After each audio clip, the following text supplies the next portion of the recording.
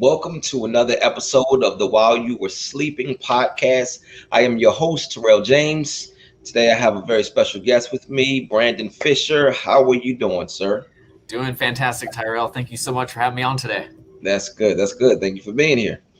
Okay, so we already did the Rorschach Test podcast. And with the Rorschach Test podcast, what we did was we used your conscious mind to by looking at pictures and then me asking you what it was that you saw, whatever. So you used your conscious mind to tell me exactly what it is that you saw, and I linked that to what it is that you do for a living and who you are. Now we're going to tap into your unconscious mind. We're going to tap into your dreams. I want to talk about a dream that you had when you were at any point in your life. It could have been when you were a child, an adolescent, young adult, whatever, but something, a dream that has had some sort of significance in your life or just has left a lasting impression on you. And I'm going to link that to what it is that you do for a living and who you are. Then I want to talk about daydreams. I want to talk about where your mind goes when you're just sitting and you could be doing something and then your mind just kind of drifts off. Is there a place that your mind typically goes? So I want to talk about that, and then I want to get into your dreams and aspirations as a kid, and even if you have dreams and aspirations right now, regardless of what you say about those dreams and aspirations and those daydreams, I'm going to link it to what it is that you do for a living and who you are. But here's the thing: I time myself with this. I give myself 30 minutes. I have to complete this in 30 minutes or less. There's more pressure on me this time. There's pressure on the Rorschach Test podcast because I have no idea what you're going to say, and I have to link it to what it is that you do. Now there's even more pressure because again, I have no idea what you're going to say. I have to link it to what you do for a living, but I'm timing myself. So I like the pressure though. But before we get into that, I want you to just remind everybody, just in case they either don't remember or in case somebody didn't see the Rorschach Test podcast, just remind everybody about exactly what you do with Live Pigeon. You bet. So thanks, Tyrell, for having me on today. So I am actually the founder of Live Pigeon, and it is a software company that allows you to take a pre-recorded video and put it as if it's a live video out on social media, whether you're going live to Facebook, YouTube, or Instagram. You can go live to any of those platforms with a video. And again, it's amazing. You can just pull out your phone, record content, just like we're doing today. We're creating content and we can put it out online. And it's just such a cool opportunity if you're not taking advantage of it. But if you have a message that you're trying to get out into the world, that's what we help you to be able to do. So thank you, Right. Tyrell. And I use Live Pigeon. You have helped me to get my message out to the world, and I appreciate you for that. Okay, so now let's get into your dreams. So tell me about a dream that you've had in your life that has left some sort of lasting impression on you. What's interesting is like, I don't know if I've blocked out a lot of my childhood, and I don't know if there's something there or not, but, Okay. as far as trying to remember,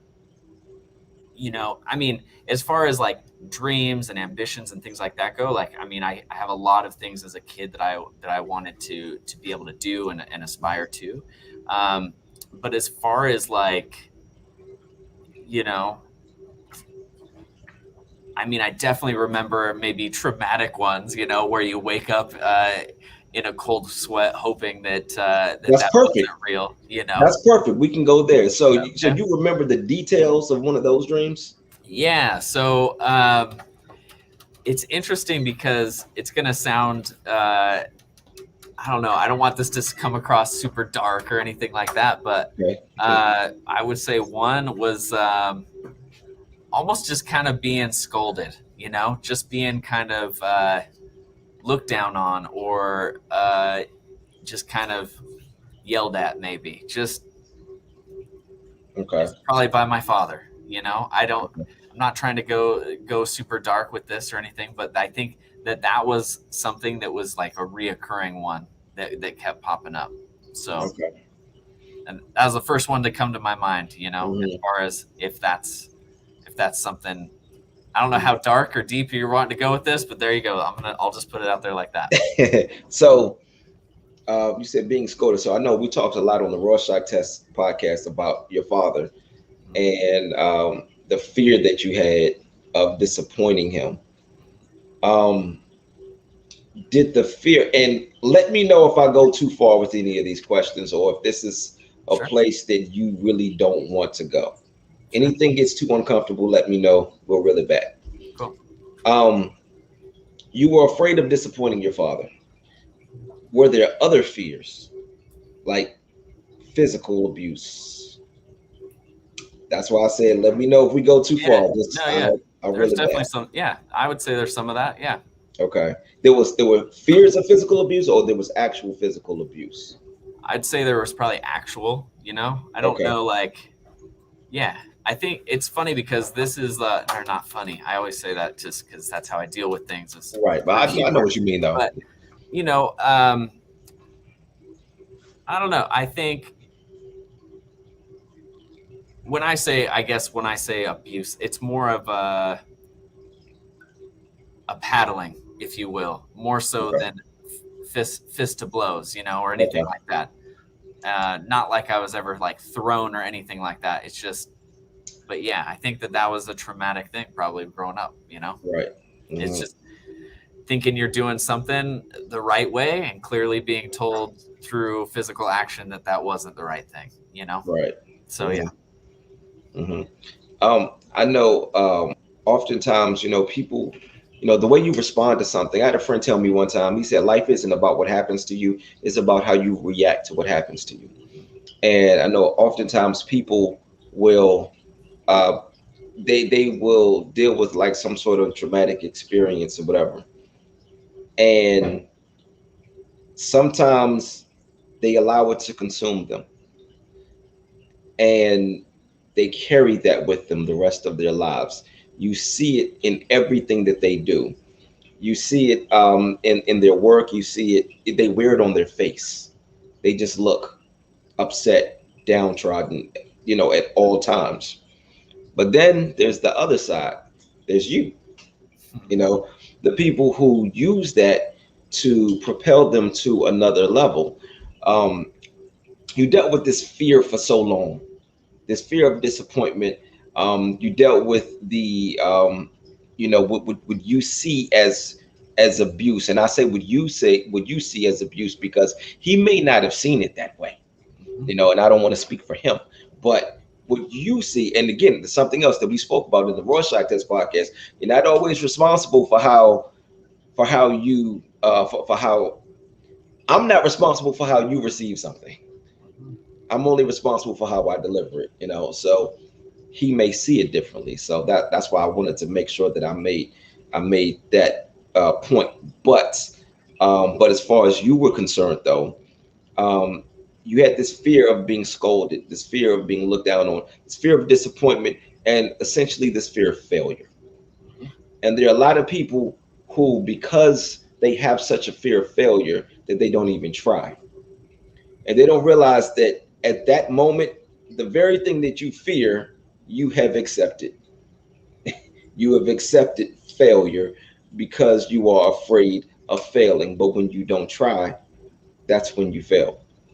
You took that and you flipped it.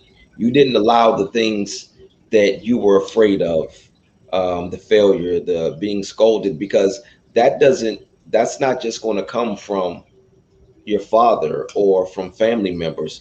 When you get out there and you start running a business, when you're in front of people and you're trying to, for instance, with live pigeon, if you run into some issues, people are going to want to scold you.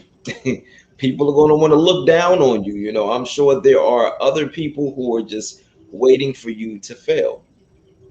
They're just sitting back and they're just watching because there are haters. There are haters in the world. There are naysayers, and we need them. I actually appreciate them. I appreciate them for being who they are, because for me, they just add fuel to my fire. And in speaking to you, it seems that that's the same thing that it does for you. It adds fuel to your fire. You've been faced with all kinds of obstacles, and you have made a way. You have found a way around those obstacles every time something was placed in front of you. But the tone was set for you when you were younger, because those things could have been obstacles. You being having that fear of being scolded. Fear is probably the biggest obstacle on earth. It's so debilitating. It holds you back. It holds you back. It prevents you from doing the things that you want and need to do.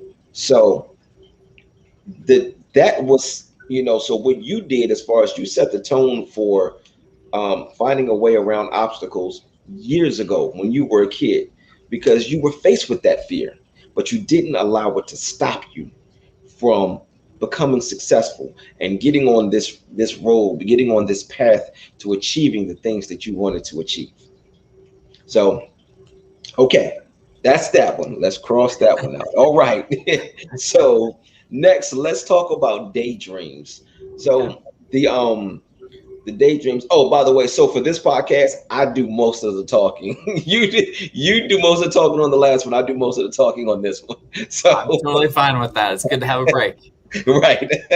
So okay, so your daydream. So if you find yourself, your mind just kind of drifts off, and I don't mean in an intentional way. I don't mean that you're intentionally trying to think of something. Your mind just drifts off and just goes somewhere. Just goes somewhere. You're in the middle of doing something completely unrelated to where your mind goes, but your mind still finds a way to go there. Where does your mind typically? Well, first, let me ask you this: does that happen? Yeah, absolutely. Okay, so when it does, where does your mind typically go? It's interesting. So me and my wife have been married for 17 years, and we've got 3 kids, and I would say that my mind constantly is going to it's like the desire to want to go and do something with her, Okay.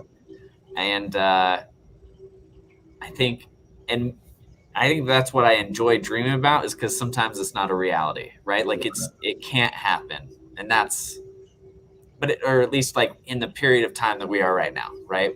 Whether that's in a pandemic, whether that's because we have kids, or all the other excuses that come in on life, Or I might think it's a good idea to go and do something fun and spontaneous, but then it might not be well received on the other end, Right. So I got you. Okay. you get what I'm saying, I'm sure. Yeah. So that's where I go. That's where I daydream, Okay. Whether that's going and getting a car to be able to do that, whether that is whatever that might look like, and it changes, as it progresses. But yeah, it's like the thrill of, because I think, man, when we were first dating, it's like that was such an amazing period of time, because you didn't have much responsibilities. There wasn't all the craziness that being an adult kind of is. Freedom. Anyway, yeah, freedom. There's a difference. Yeah, it's a difference back then. But yeah, right. I don't mean that in a bad way. Just things right. Things are just different now. Yeah, it's good. Yeah. So, all right. So you've been married 17 years, 3 kids. Yeah. But when you daydream, it's going places with your wife. Yep. What type of place? You want to leave the country? Just want to? Nah, just like going for a drive, just hanging out, just maybe the simple things. Just being present, right, with no distractions. That's pretty much what I'm daydreaming about. Okay. Yep. Being present with no distractions. So what it seems to me is like you're looking for a place of peace. And I don't so let me ask you this. Is this place of peace, is it to escape chaos, or is it just to go create a place of peace? I think it's just to create a place of peace, for sure, because that's it's interesting that you say it like that, because like that's essentially what it is, Mhm. with three young kids, that creates a lot of chaos. When Yeah. there's things happening in the business, there's some chaos. And Right. so yeah, it's just, Mhm. anyway, that's interesting. I like that. So the things that you do when you go to work, when you're working, when you with live pigeon, and you are like, even when it gets stressful, in the back of your mind, it's like, you know what, I'm doing this for a reason. Mhm. And that could be your motivating factor right there. Sometimes when it gets hard, when it gets difficult, sitting there and you're like, all right, I'm ready to throw in the towel. I'm not going to, but of course, we have these thoughts as business owners, as creators. These thoughts are going to come into your mind because it gets very, very frustrating when things aren't going your way. But we always need that thing to hold on to, that drives us, that keeps us going. And it seems like yours is creating that place of peace. You know that the success of your business is ultimately going to lead to you being able to create that place of peace.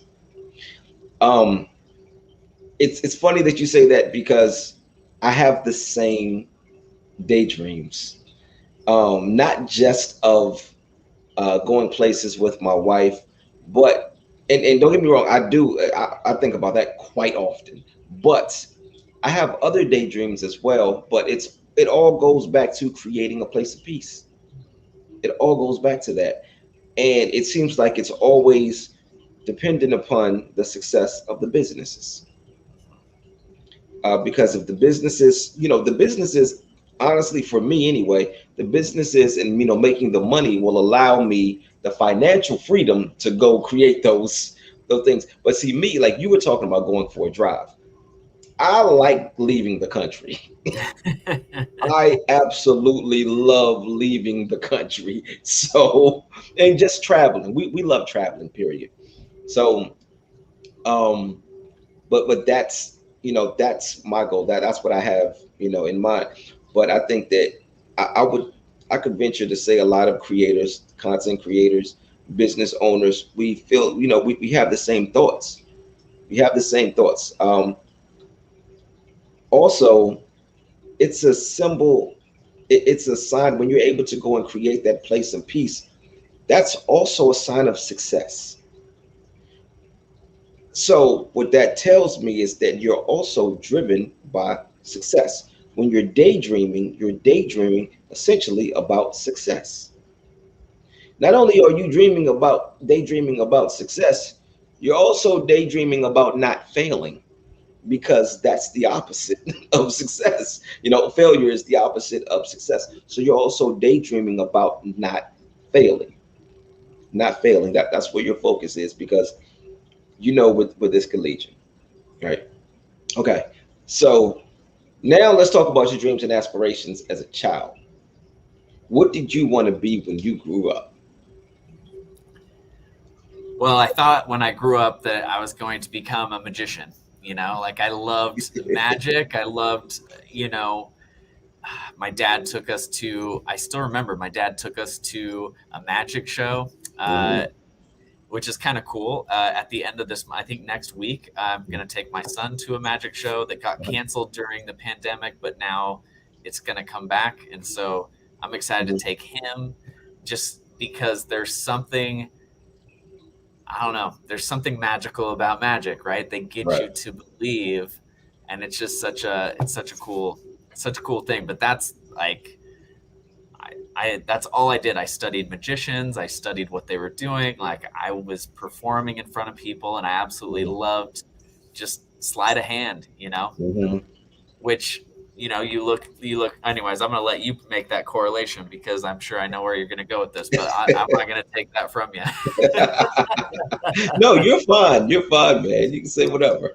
So you let me intro live pigeon earlier, but I think what's interesting is, in a way, that's magic, because the thing is, you're telling people you're live. I Mhm. mean, we're both living, we're both doing this right now, but if it's recorded to be used at another time, that's magic. Right. So Mhm. you're then allowed to go do something else maybe with that time versus doing this when this will actually air, you know? Right. And Hmm. so to me, it's all magic, you know, and to be able to connect those together has been really cool. Yeah. When I was me and my wife, we celebrated our 2 year anniversary in Miami back in July, and we did a special anniversary show of the Rorschach Test podcast, and we wanted it to air on the day that we got married, which is July 17th. So when it aired, people were watching it, and there was the illusion, going to the magic, there was the illusion that we were sitting there doing this interview when in actuality we were sitting on a beach. I picked up my phone to make sure that it was going, making sure the show was going, and then closed it and put the phone back down. And so there was this illusion that we were actually doing this live, but we weren't. We were on the beach. Um, but but you wanted to be a magician. You wanted to perform. What you're doing now is giving people a platform so that they can perform. Um, you were talking about sleight of hand. Um, so sleight of hand is a form of manipulation, and and also we'll talk more about magic off air because I love magic. I do magic too. I do card tricks. All Oh, like very cool. I have a few different tricks that I do, and I've been into it. Same thing. My parents took me to a magic show when I was kid. I saw David Copperfield. Oh, very cool. Yep. So, and that's how I got into it. And then they started buying me these little magic kits and stuff. But the more and more I got into it, the more I realized this is just manipulation. This is manipulation. Like um, I'm doing something over here. I'm making you pay attention to my hand right here. But with this hand, I'm doing the trick over here. But I'm redirecting your attention Yep. and making you look over here. So, and a lot of magic is it's like when you there are a lot of there's a lot of tricks. I don't want to know how they're done. As amazing as they are, I don't want to know how they're done because it ruins it. Yep. Once you see, like, oh, that was so simple. Yep. Like that was easy. I don't, oh man, like I don't, it takes away from the amazement. Just being amazed at it because it's like, oh, that okay. It's one of those things where like, why didn't I think of that? you know. So, but now connecting this with live pigeon. Okay, be completely honest with you, I am I am struggling a little bit to try to connect this. So a lot of the talking that I was doing just now was I was buying time. So so but You're using I'm gonna, magic. yeah, I'm about to use some magic. Yep. And if I can't figure it out, I'll just disappear. But I'm going to try to make this connection here. I'm going to try to talk my way through it. Now I'm looking at the time. I have 7 minutes to do it. So um okay. So with live pitching again, you have this platform that you provided for people so that um, they can live out their dreams. Magic is okay. We're talking about sleight of hand. We're talking about manipulation. Because you took the good answer. I probably shouldn't have let you say that. You took the good answer, but but that's fine because you put pressure on me to try to figure this thing out. So magic.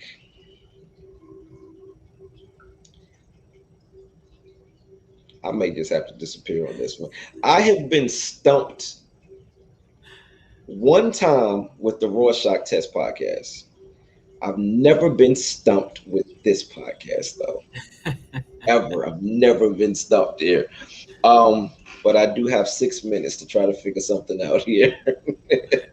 um, tell me something. Okay, let's go back to you being a kid and wanting to do magic. What kind of magic did you do? A lot of same card tricks. A lot of close up was my favorite. Not like so much like on a stage performing, but Uh, just almost one on one or one to a few. Not like not too many. okay. Now you mean not too many people? Correct. Because you get if they go No, too far off to the I get it. sides. Oh I yeah. already know. I get it. I've had a couple of tricks where I'm like, there's one too many people in here. I don't know if this is going to work. Like, boy, somebody may see what I'm doing here. Totally. um, so you know what? Okay, I think I got it. I think I got it. Yeah. I'm trying to work my way through this. So, what you do with Live Pigeon? Live Pigeon is pretty much the Live Pigeon is the illusion.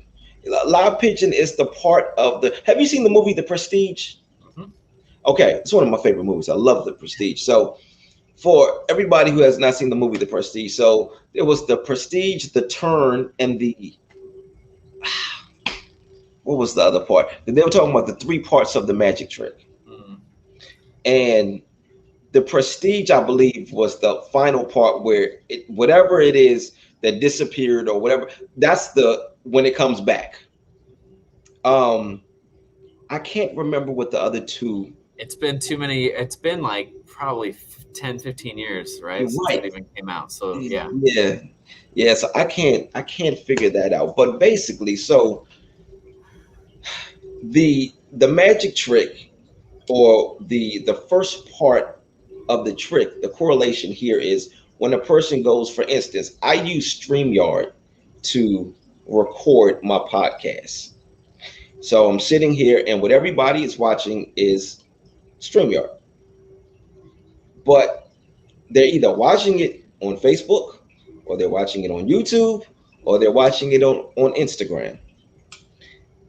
But the part that they don't see where the magic happens, the way that this goes out is through Live Pigeon. Because what I do is I go into this platform and I schedule my shows at a certain day, at a certain time, to go to three different locations at the same time. I have a show running on YouTube at the same time that it's running on Facebook, at the same time that it's running on Instagram. That right there is magic. Totally. That right there is magic. I The got fact the that show you're going. in multiple places all at the same time. It couldn't Exactly. have been done before. Exactly. I'm in three places at once. That's magic. I did Love that. That was awesome. it. All right, man. Well, look, we are going to get out of here. I thank you again for your time, for your information, for your platform. Man, it is just amazing. It really, really is amazing, and it definitely makes my life and a lot of other creators' lives a lot easier. Appreciate you, Tyrell. Thank you so much. All right. So before we get out of here, just let everybody know exactly where they can find you, how they can get in contact with you, and anything that you want them to know. You bet. In fact, I'd love to offer this to your listeners, but anybody who wants to come and just check us out, we have a 14-day free trial. That means you can come in for almost 2 weeks and be able to use the software, test it out, and basically try to get your message out to the world using us. And we'd love for you to come in and check it out. So again, it's just livepigeon.com. Anyway, we're just excited to have you. And thank you so much, Tyrell, for the opportunity to be able to do this and to be able to have this amazing technology to put this out into the world. It's just amazing. All right. Thank you again, Brandon. And for the rest of you, sweet dreams.